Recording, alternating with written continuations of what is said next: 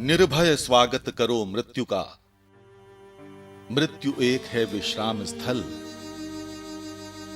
जीव जहां से फिर चलता है, धारण कर नवजीवन संबल।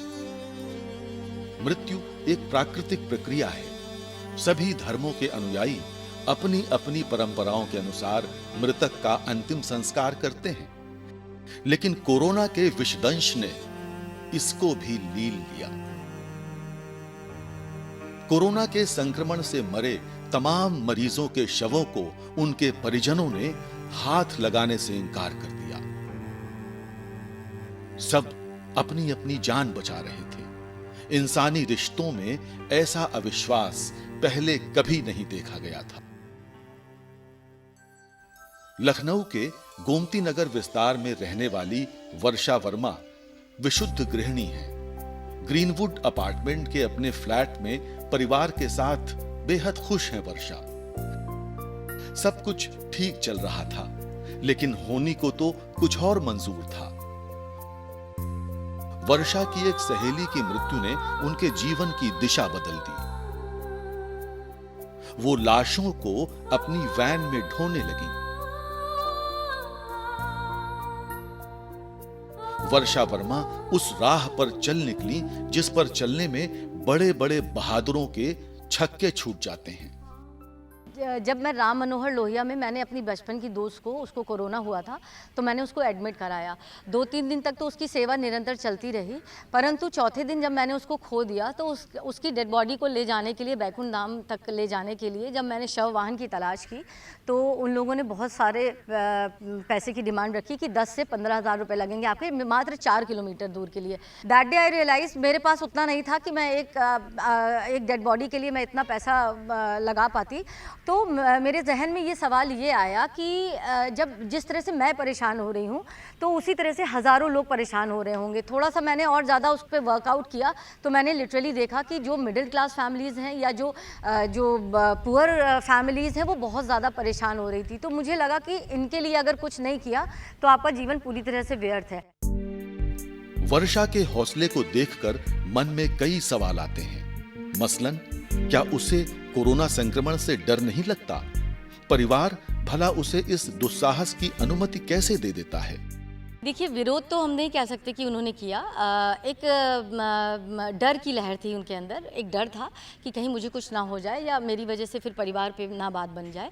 तो उस डर को जब उन्होंने जाना कि मैं अपने रास्ते में ही रहूँगी, अपना हिलना नहीं है मुझे, तो उन्होंने अपने डर को एक मेरी केयर में बदल दिया और धीरे धीरे वो पूरी तरह से डर ख़त्म होकर के वो मेरी चिंता करने लगे। परिवारजन अब मेरी ज़्यादा चिंता करते हैं और अब पूरी तरह से वो लोग सपोर्ट में हैं और कोई ऐसा कोई प्रॉब्लम नहीं है। घर से पूरा सपोर्ट मिल रहा है, तभी मैं ये काम कर पा रही हूँ। ब्राजील देश की जनसंख्या के बराबर वाले उत्तर प्रदेश में अब तक कोरोना के 15,50,000 से ज्यादा केसेस में 15,000 से अधिक मौतें हो चुकी हैं। 2020 में जुलाई से सितंबर के मध्य आई पहली लहर की तुलना में 2021 में मार्च के बाद आई दूसरी लहर अधिक घातक साबित हुई। चारों ओर हम सब ने मौत का तांडव देखा। एक समय ऐसा आया जब श्मशान पर चिता जलाने को जगह कम पड़ गई। दुख और आशंका के इस घनघोर अंधकार में वर्षा वर्मा जरूरतमंदों के लिए आशा की किरण बनकर चमकती रही। उनकी निगाहें अस्पताल में उन शवों को तलाशती रहीं जिनका कोई नहीं था। मैं आपको फर्स्ट डे का एक केस बताती हूँ कि लेक्चरर फैमिली थी। दोनों हस्बैंड वाइफ लेक्चरर थे और हस्बैंड एक्सपायर कर गए थे और उनकी बॉडी लगभग फूल करके आप मान के चलिए 120 किलो से भी ज़्यादा की हो गई थी और उठाने के लिए वहाँ पे कोई नहीं था। उनकी वाइफ थी जो उस कंडीशन में नहीं थी कि वो उठा पाती। मैं और मेरा ड्राइवर थे और उस बॉडी को हम लोगों के पास इतना बड़ा चैलेंज था उसको उठा के लाना। मान लीजिए बाहर रोड पर गाड़ी खड़ी थी और उसके बाद में एक जहाँ पर कार पार्किंग होती है वो एरिया, एक लॉबी, फिर एक पूजा घर, उसके बाद में उनका बेडरूम था। तो ये 4 कमरों का जो पीरियड था वो ऐसा लग रहा था कि किलोमीटर्स के हिसाब से है। और उस बॉडी को जैसे ही हम लोगों ने बॉडी बैग में पैक किया, डेथ होने के बाद में जिसमें पैक किया जाता है, वो लिफ्ट करते ही वो बैग पूरा फट गया। और जब फिर ये हुआ कि अब उसको तो ऐसे तो लिफ्ट किया नहीं जा सकता, फिर ये आइडिया लगाया गया कि हम लोग उसको चादर में रैप करते हैं। चादर में जैसे ही हम लोगों ने रैप करके उसको लिफ्ट किया, वो चादर भी पूरी फट गई। लखनऊ से बेपनाह मोहब्बत करने वाली वर्षा ने कोरोना के समय तहजीब के इसी शहर में रिश्तों को शर्मसार होते देखा है। जान की खौफ के चलते अपनों ने अपनों के मृत शरीर को हाथ लगाने से दाह देने तक से इनकार कर दिया। कुछ तो मजबूरियां रही होंगी, यूं ही कोई बेवफा नहीं होता। बांदा के लिए मैंने केस भेजा और वो गाड़ी उस कंडीशन में नहीं थी, लेकिन परिवारजन इतना रो रहे थे, उनके पास बिल्कुल पैसे नहीं थे। तो मुझे लगा कि शायद मैं गाड़ी भेज दूं, और मैंने गाड़ी भेज दी। वो काम हो भी गया, उनको वो पूरी सेवा मिल गई, लेकिन वापस आते ही वो उन्नाव में मेरी गाड़ी ख़राब हो गई, मान लीजिए।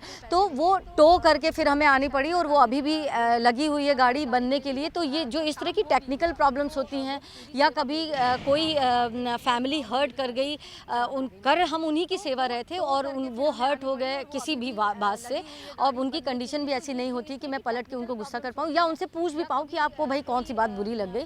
जो व्यक्ति एक्सपायर हुआ है, वो कहीं ना कहीं आपके साथ कल को चाय पी रहा होता है या कहीं घूमने गया होता है, वो आपका परिवार है, हंसते थे, बोलते थे आप लोग, और आप अचानक कैसे किसी को छोड़ सकते हैं किसी दूसरे के भरोसे। सनातन परंपरा में स्त्रियों के लिए श्मशान का क्षेत्र वर्जित माना जाता है। वर्षा इस नियम को नहीं मानती, उन्हें कहीं कभी भी डर ही नहीं लगता। सभी के सहयोग से उन्होंने अपने मिशन को एक पहचान दी है। धारा के विपरीत तैरने वाली वर्षा का सहयोग आज समाज खुलकर कर रहा है। इस सेवा से निरंतर लोग जुड़ रहे हैं और फाइनेंशियली सपोर्ट कर पा रहे हैं। मैं उन्हीं के सपोर्ट से आगे बढ़ पा रही हूँ। एक गाड़ी से 5 गाड़ियाँ लग गई हैं। मान के चलिए, मुझे लगता है कि 5,500 रुपये पर गाड़ी पर डे का खर्चा है, और 5 गाड़ियाँ हैं हमारे पास, और 2 हमारे ऐसे वर्कर्स हैं जो निरंतर बैकुंठ धाम और गुल्लाले घाट के बाहर पानी की सेवा कर रहे हैं। उनको 500 रुपीज़ पर डे पे किया जाता है, और बाकी सुविधाएँ सब उनको ऐसे ही दी जाती हैं। कानपुर विश्वविद्यालय से अंग्रेजी में मास्टर्स की डिग्री हासिल करने वाली वर्षा जूडो की अच्छी खिलाड़ी भी रही हैं। घनघोर संकट के दिनों में जब आप और हम राशन और सब्जी लेने के लिए भी अपने घरों की देहरी लांघ नहीं रहे थे, वर्षा अपनों द्वारा परित्यक्त कोरोना संक्रमित शवों का दाह संस्कार कर रही थी।